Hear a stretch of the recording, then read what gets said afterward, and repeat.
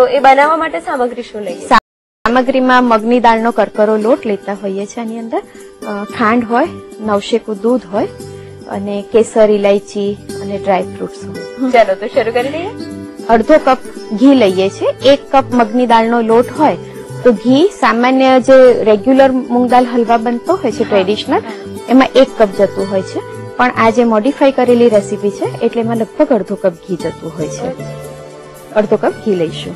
ચોખ્ખું ઘી લઈએ? હા.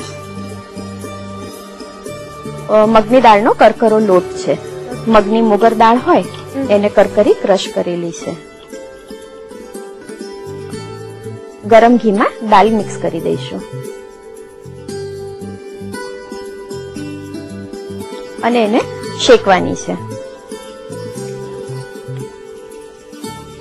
મૂંગ દાળ હલવાની જેમ જ બીજા કઈ કઈ પ્રકારના શીરા પ્રચલિત છે?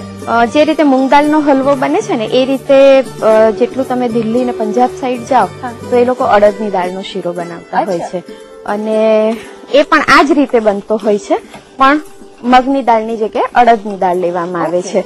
એવી રીતે આપણે ત્યાં ચણાના લોટનો શીરો જેને ઢીલા મોહનથાળ તરીકે આપણે સર્વ કરી શકતા હોઈએ છીએ, તો એ ચણાના લોટમાંથી બને છે.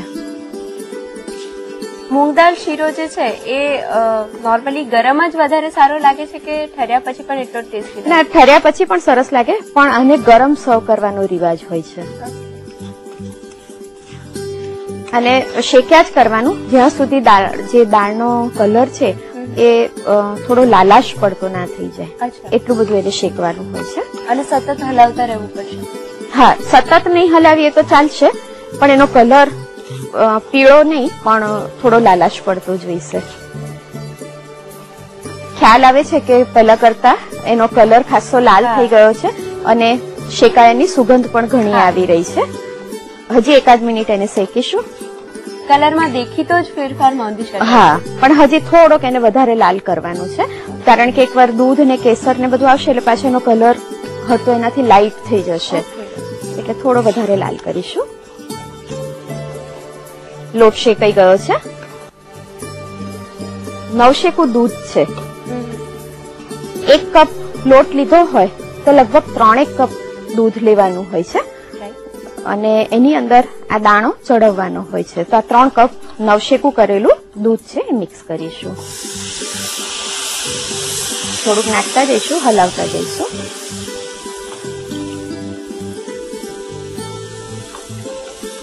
કેસર છે, લગભગ 10 થી 15 તાંતણા પાણીમાં પલાળેલા છે, એ પણ એમાં નાખી દઈશું.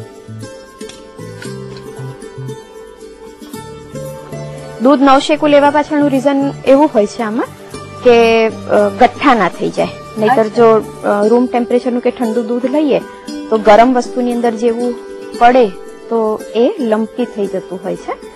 એટલે નવશેકું દૂધ કરીને લેવાનું અને છતાં પણ કોઈ નાના મોટા લમ્પ્સ ક્રિએટ થયા હોય તો એને હલાવીએ એટલે તૂટી જશે.